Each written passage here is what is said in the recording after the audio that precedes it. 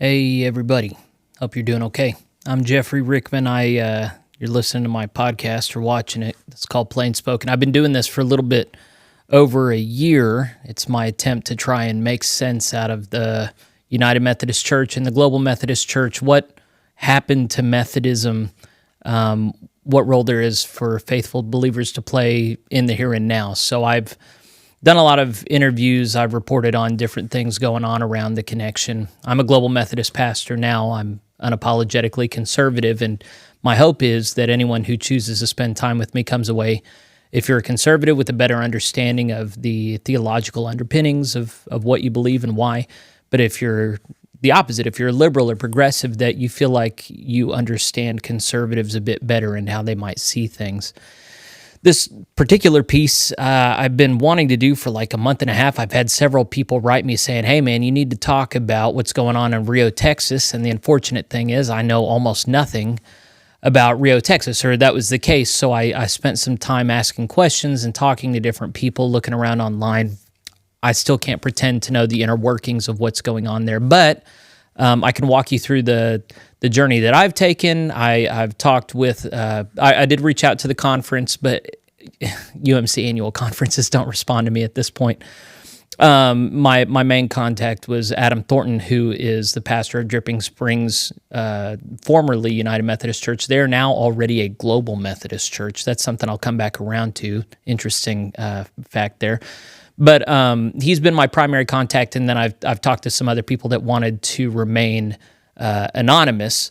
But Mr. Thornton, Reverend Thornton, he's one of these churches that the conference has filed suit against and is in litigation with the annual conference. So if you don't know about it, earlier this year, the annual conference, Rio, Texas, filed suit against about 40 churches in its area because they were refusing to play ball. So here's that legal filing right here.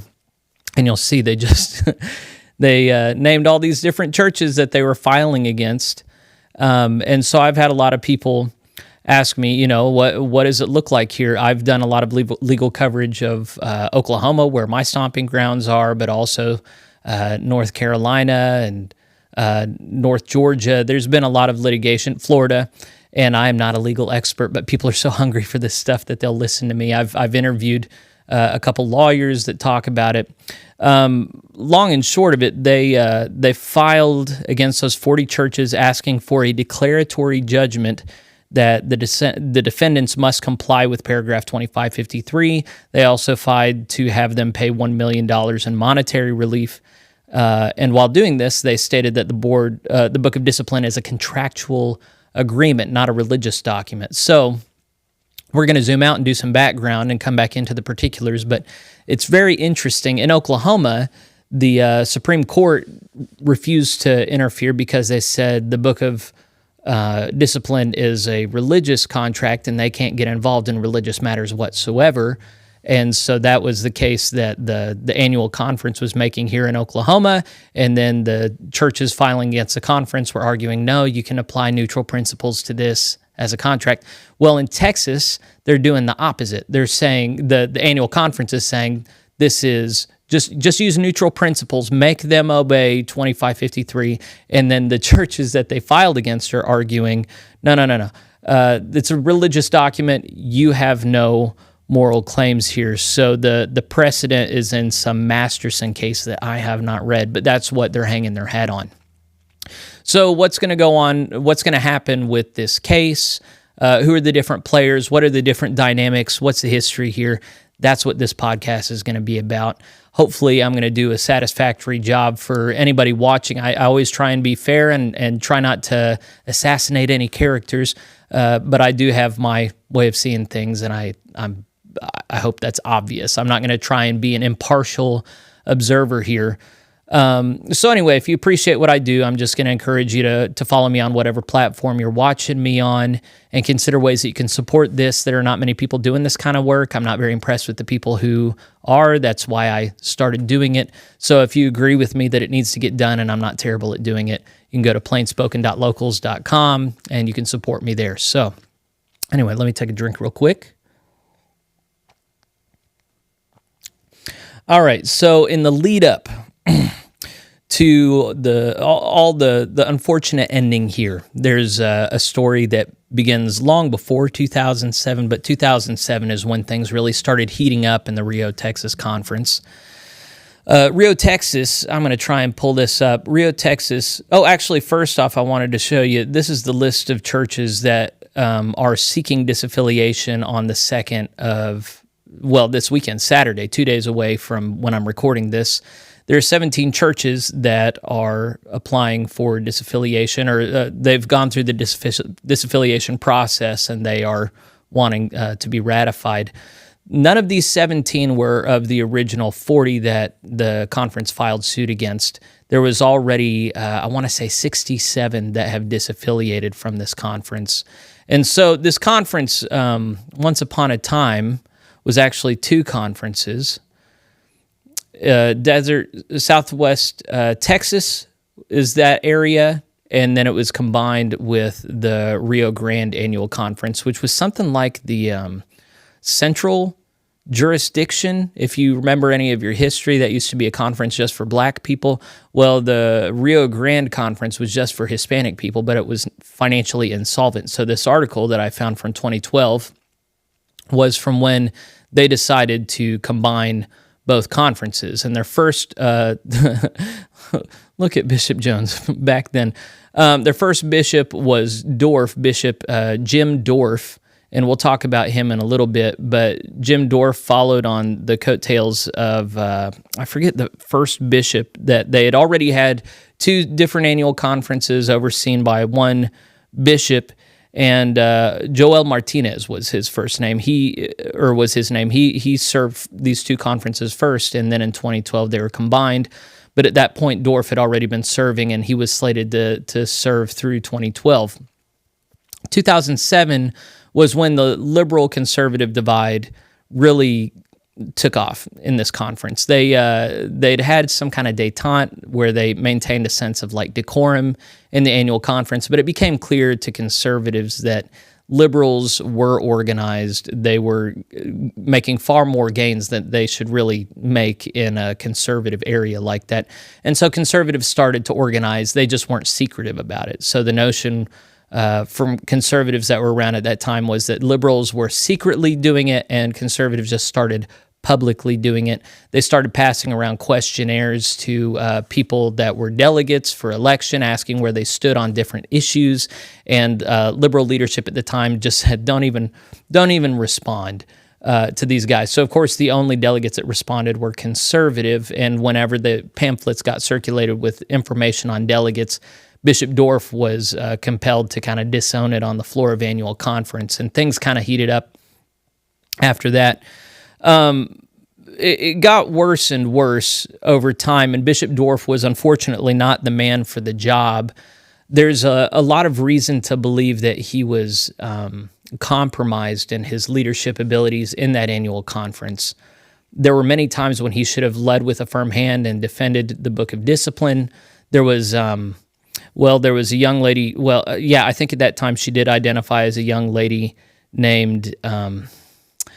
her name was M. Barclay, and you should see her on your screen now. She's, I believe, now non-binary. It's been a while since I read up on her, but she was trying to go through the ordination process in this annual conference, and she was openly gay, and so the Board of Ordained Ministry refused to interview her, and it got sent all the way up to the Judicial Council that then ruled she was entitled to an interview, and they finally interviewed her. Anyway, long story short, Bishop Dorff refused to get involved, and I've read a couple other things written by people online from the left that just indicated that he was kind of their inside guy. He was a pushover. He really didn't take any action against activists in his annual conference, and it could be that he really was with them the whole time, but one of the things that came out about him later was that he actually resigned a few months from his retirement date, and it came out that he had been unfaithful with his wife. And so he had a family that he wanted to keep safe, and odds are he tried to keep it contained, and somebody had this over his head, and finally he couldn't be contained anymore, so he got out ahead of it and resigned. So, of course, this deals with inside baseball that I don't have access to, but there was just a lot of behavior over the years that got people wondering, why has this happened? So he's not around to answer questions today. He died a few years ago, sadly. And so that's kind of the sadness that Bishop Sneazy stepped into. So Bishop Robert Sneazy is the current bishop. This is his page on the UnitedMethodistBishops.org website. You can see that he was assigned to the area of 2016, Rio, Texas. He took Bishop Dorff's position there.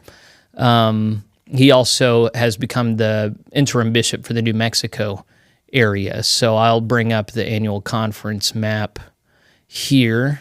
Oh, come on. Let me drag you. So you'll see Rio, Texas is down here. New Mexico is down here. And then there are 4 other conferences that are in the state of Texas. So it's a big conference. Anyway, so Bishop Sneazy is in charge of both of those, and then he served as a big church pastor. He's served overseas. He's a native Texan. He's Greek. He's been a part of the Greek system. But one of the big things about him is he's an institutionalist. So he's written all these books: 5 Practices, Fruitful Congregations, 5 Practices, Fruitful Living. All these books. He's published a lot of stuff on church growth, health, vitality. Problem is, the guy doesn't seem to be very theologically astute at all. The reason I say that is I've talked to clergy that served under him, and the man genuinely does not understand conservative religion. He does not understand anything approximating a fundamentalist or literal approach to the Bible. He doesn't understand why on earth people would not get with the program on sexuality. There are clergy that have been called into his office that he just did not comprehend what the issue was. His understanding was that it really is kind of a slam dunk, that they would have gone ahead and changed the sexual ethics in their annual conference and in the denomination if it wasn't for clergy getting the people riled up. He doesn't seem to have any notion that the grassroots is actually quite conservative and theologically discerning. He sees himself as very smart and in some sense above the people and needing to lead them in the direction that they should go. And his whole demeanor is very nice, but it's also, let me just show you the announcement of the lawsuit that whenever they filed suit, remember the 40 churches did not file suit against the conference filed suit against them. They decided to publicly announce it and go on a big offensive on the front end, which is, this is not the first time they filed suit against somebody, but it is the first time that they've gone on a big public offense like this. So here's how they went about it here. Hello, friends. I'm speaking to you today as Bishop of the Rio Texas Conference. I want to update you on activities that relate to some of the churches that intend to disaffiliate from the United Methodist Church. But I first want to say that I'm appreciative of the majority of churches that want to disaffiliate, who have approached this with mutual respect and in a way that follows church law. However, a number of churches have recently refused to engage in the approved separation process. These churches have attained counsel and are attempting to circumvent the disciplinary processes and thereby shift the cost of leaving onto the remaining churches. Therefore, the Board of Trustees of the Rio Texas Conference have filed a court petition against several United Methodist churches. We always want to avoid litigation, and the Rio Texas Conference is making every effort to follow the disciplinary processes with graciousness and integrity. Those have been the words we've used from the beginning. But I support this action of last resort by our trustees. Churches have a moral obligation to retirees past, present, and future. These churches recognize those commitments annually at charge conference, and every charge conference they attended. Church law requires that churches take responsibility for their portion of the liabilities for the pensions of clergy and lay employees. And this is a matter of fairness. All other churches who have determined to disaffiliate have fully complied with church law. This action by the Conference Board of Trustees is entirely appropriate, giving their legal fiduciary responsibility in protecting the interest of the Rio Texas Conference and its pastors. It breaks my heart that we have come to this point, but I remain hopeful that this will lead to a resolution that honors the obligations every local church has toward their pastors.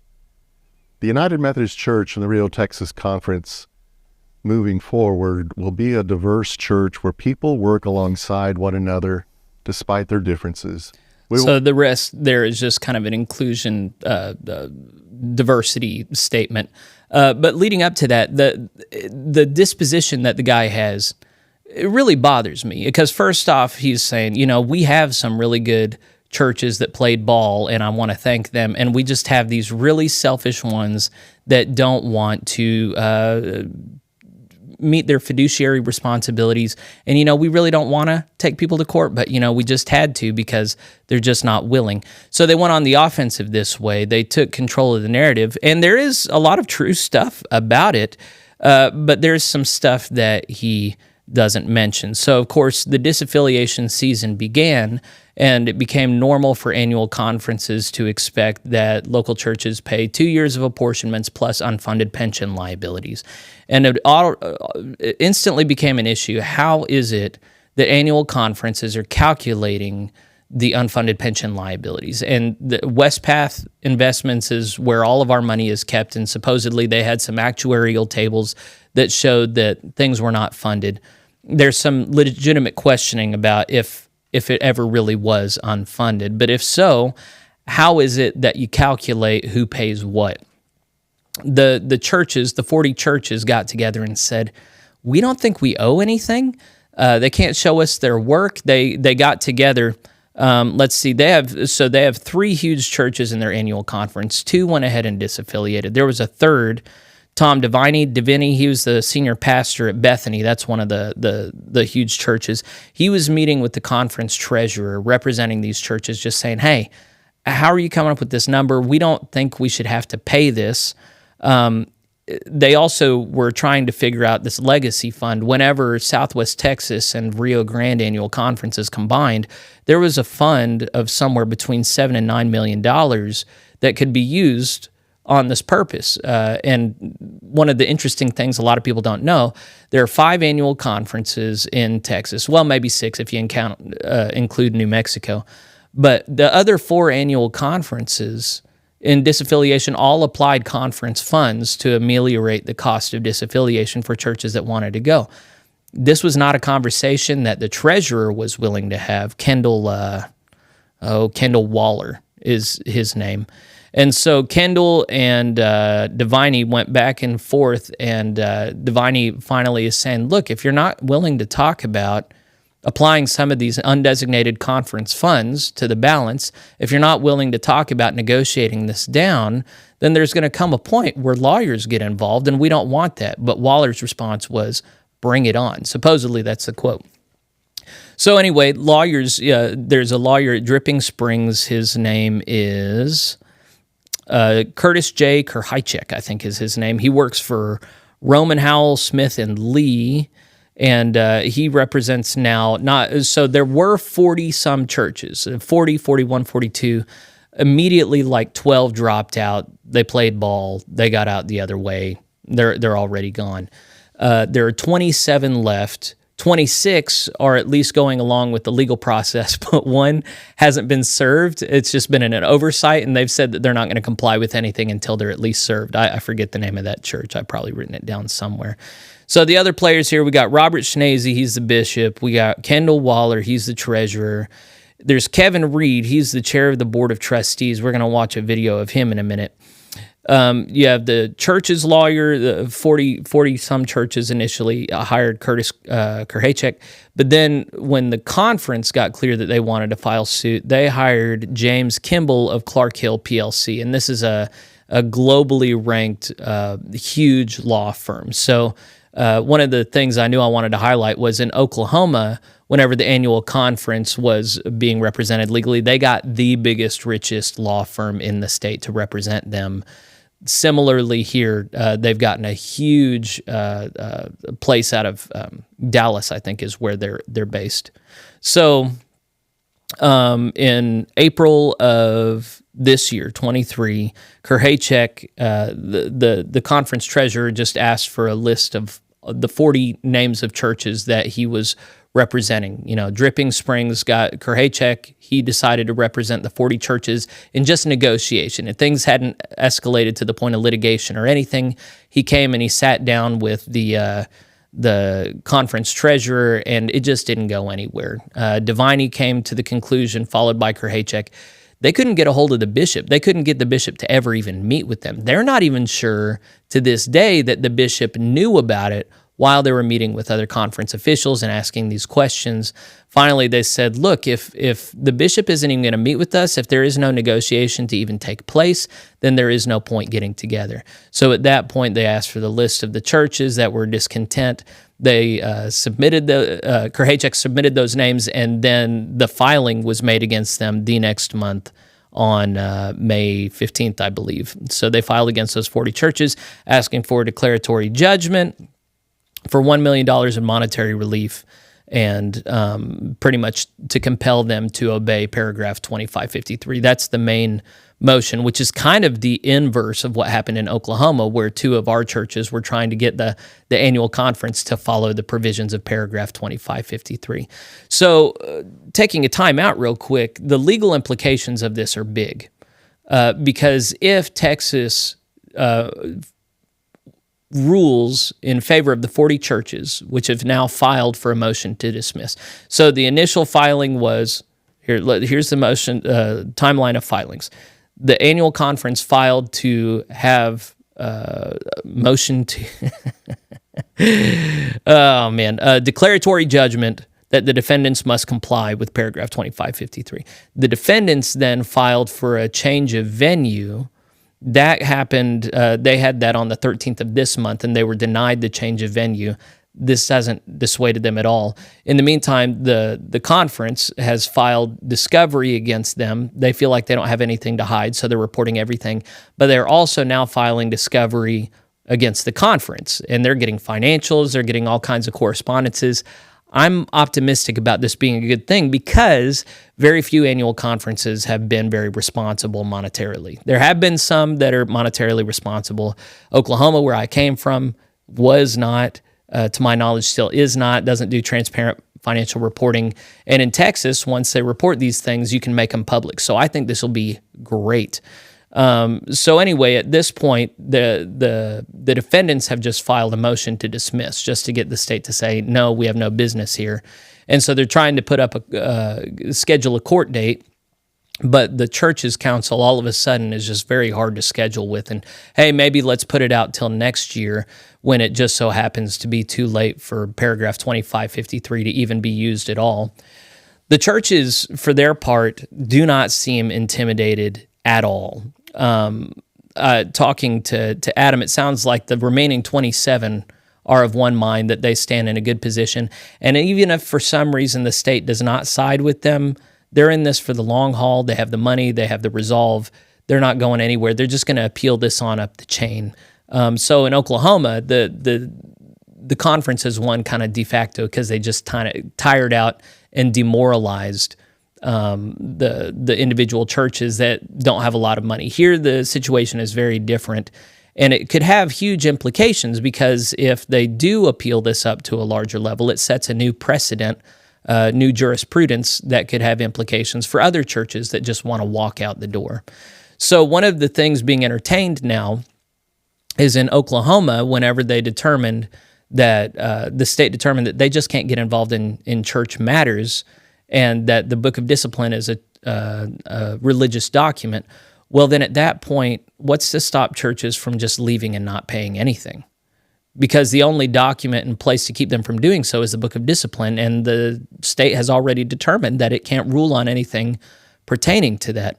So this, to my knowledge, hasn't been tried yet. To my knowledge, every church that is kind of postured in this direction has gotten threatenings from the annual conference, and they've chosen to play ball and pay a little bit of money. At this point, the only money that they're willing to pay is just a prorated share of the apportionments that they were still a part of the denomination. But they're not willing to pay any unfunded pension liabilities or any additional apportionments. They're at a place where negotiation just isn't going to happen. So the annual conference at this point is sweating because they've already spent most likely over $200,000 on their representation, and the end isn't anywhere in sight. That's conference money that you don't get back. And then if they're not going to get any money from these other churches, then they are blowing all this time and energy on stuff that would be better spent on their own affairs.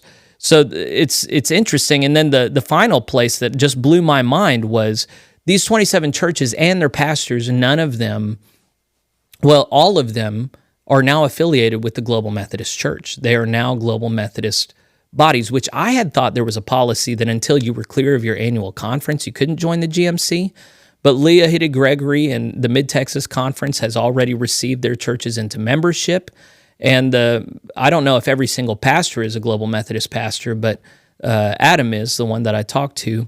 So it's impossible to predict the future. I don't believe in that stuff anyway.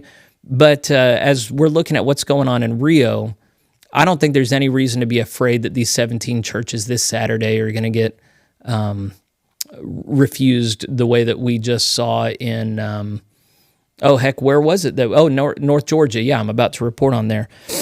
I don't think we're going to see anything like that. I think Rio did the bare minimum of funds that they asked for. But the thing is that in Texas, the law is different, and these churches were in a different position. There are a lot of people that are going to look at this kind of unsympathetically, uncharitably, and go, man, the conference really didn't ask that much money of them, and they could have easily paid it. Why didn't they? And you have to remember, the ethics of this was never resolved. It's just people got practical. But all the way along, I've been very consistent in saying it is not right to coerce people into paying money if they are to leave. If you want to have a conversation about what is rightly owed and let churches elect what to pay, great, do that. But if you want to stand between someone in the doorway and say, give me money or I'm not going to let you go, that is a bad position to be in. That is a morally reprehensible position to be in. And these churches know it. So, there are so many churches and other annual conferences that would love to be able to pay some money and go, a reasonable amount of money. So as you're looking at CalPAC annual conference and the gouging that's gone on there, or you look at Eastern Pennsylvania and the huge funds they had to pay to get loose, or Baltimore, Washington, all of those, I'm sure there are a lot of conservative churches there that would go, man, if only we could have gotten the provisions of Rio, Texas. We would have loved to exit. But the thing is, just because somebody's got you bent over a barrel doesn't mean that someone who isn't is wrong to refuse the conditions. Like if there's something fundamentally wrong with the ethical position and you're in a position to do something about it, as these churches in Texas are, I would actually say it's morally incumbent upon them to advance the cause legally so that if on down the line it turns out the annual conferences actually don't have teeth and churches can walk away anytime that they want and they can't be entrapped in coercive relationships, that would do a huge amount of good.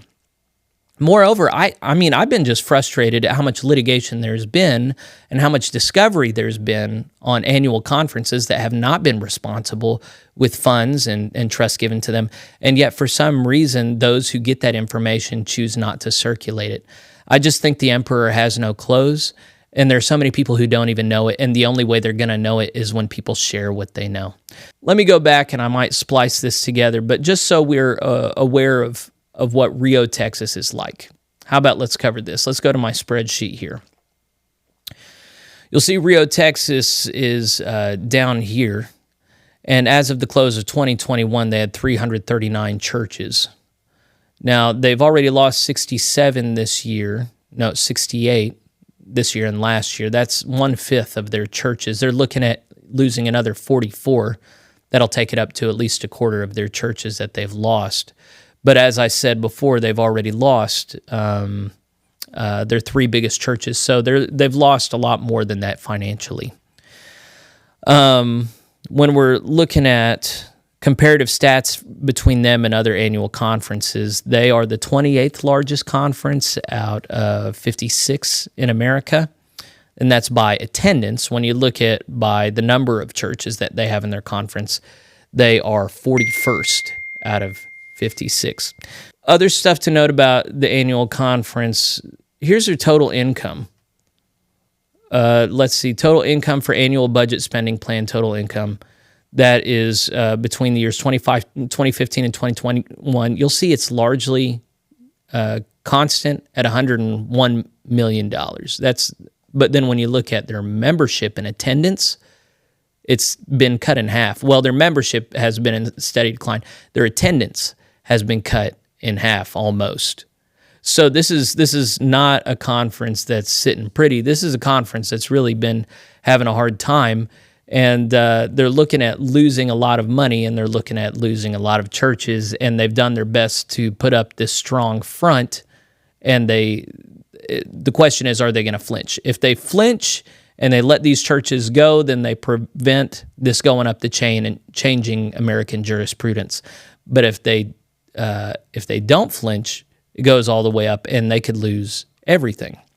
So it's a question of who's holding how many cards, and there's no way to be sure. And of course, I'm not sure at all. But I am sure that if churches want to leave, they should be able to leave. So that's where it gets very black and white for me. So I'm sure that there have been people say and do unfortunate things on both sides, as always is the case. But that doesn't mean there's not a right and a wrong, or a side that you can sympathize with. So, you got to feel for Sneazy and other conference leaders that are trying to hold things together. But I've said it before, and I'll say it again, whenever you've allowed the waters to get poisoned, you can't be offended when people start getting out of the pool, So you can shame people getting out and trying to maintain assets for their churches like you did. Oh, we thank you for all those who have done the hard work here and played fair, and these bad churches, they just wouldn't negotiate. There was a letter from Pastor Forrest. You see this letter here? This was published, I don't have a date for this, but he published this in his church whenever they noticed that they were not listed in the last slate of churches disaffiliating. He says, the conference has demanded that they pay the full amount of apportionments and pension liabilities demanded by the conference and turn in a large stack of paperwork. We've not done these things because we strongly disagree in the required payments being demanded by the conference. In addition to demanding that we pay apportionments an extra year through June 2024, the conference is demanding that we pay for unfunded pension liabilities, which do not seem to exist. Okay, so there was that question of, do these even exist? In making these demands, the conference has refused to consider the nearly $5 million in pension reserves in a designated fund, a fund which Asbury, like all churches in the Rio Texas Conference, has contributed to. So they're saying we should be able to lay claim to these undesignated assets to offset the cost, and the fact that they're not willing to let this happen is grounds for refusing. We have been attempting, he says, to negotiate a more reasonable payment, but the conference has refused repeatedly to meet or speak with us. Therefore, the conference left us no choice but to retain an attorney. And of course, the rest is history. The other posturing was from the Kevin Reed of the conference board of trustees.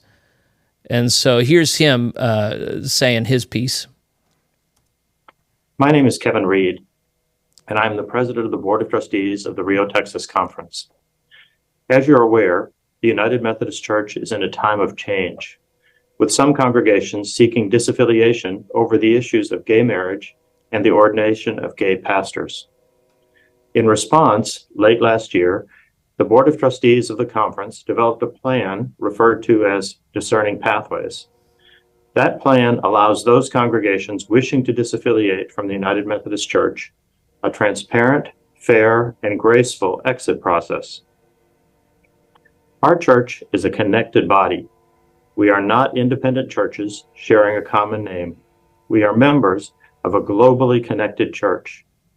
In order to sever that connection, it's necessary to have a process. The Board of Trustees of each conference is responsible for developing and carrying out that process.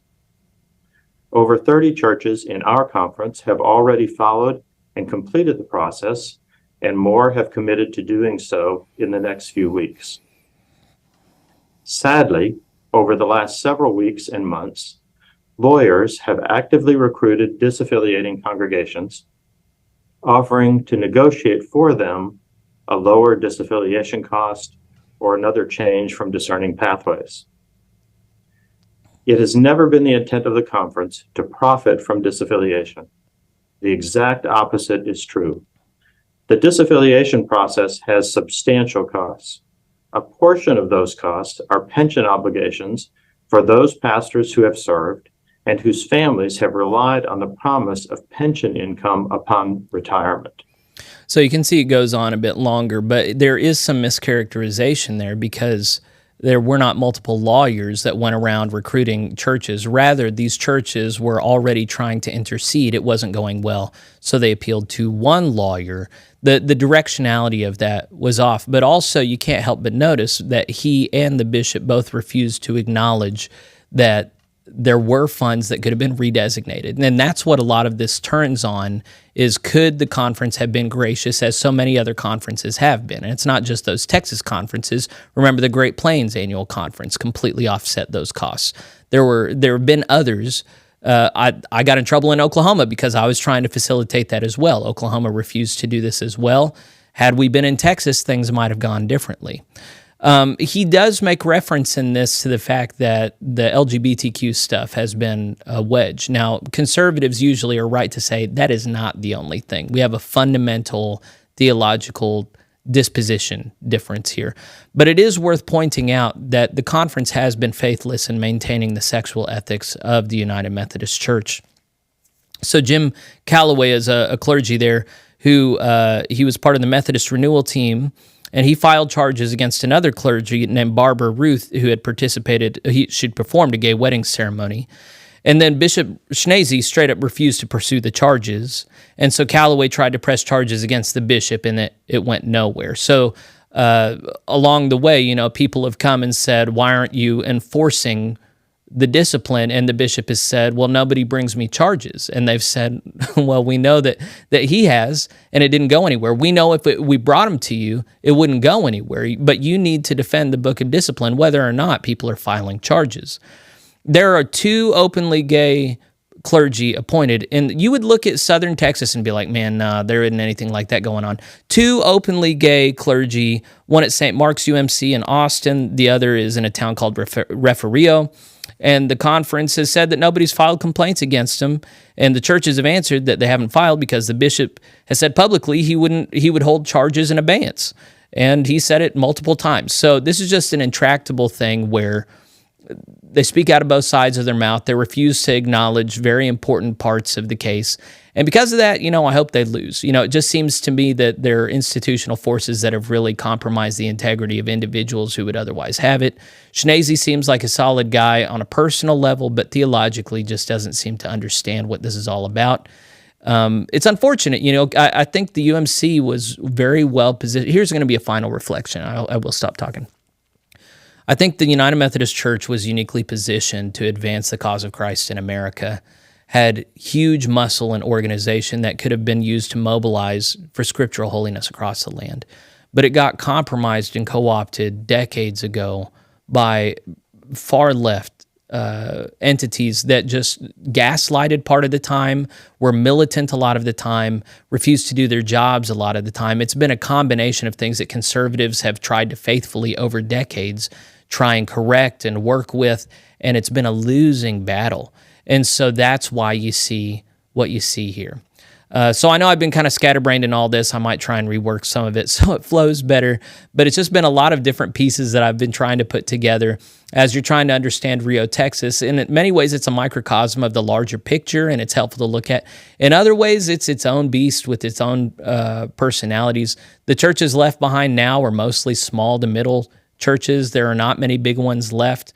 They're like a lot of conferences, those churches that have much size or ability to do forward thinking have gotten out. So it remains to be seen what's going to happen with these conferences. They're almost certainly going to have to combine with other conferences. All right, so if there's additional stuff you think is pertinent to talk about on here, you're very welcome to write it in the comments. You're very welcome to tell me what I missed out on politely. And you're very welcome to subscribe and follow up with me on additional reporting that I do. Go ahead and pray for the churches in Rio, Texas that are coming together this week. And I'll see you soon whenever I report on North Georgia. So stay tuned. All right, see you folks later.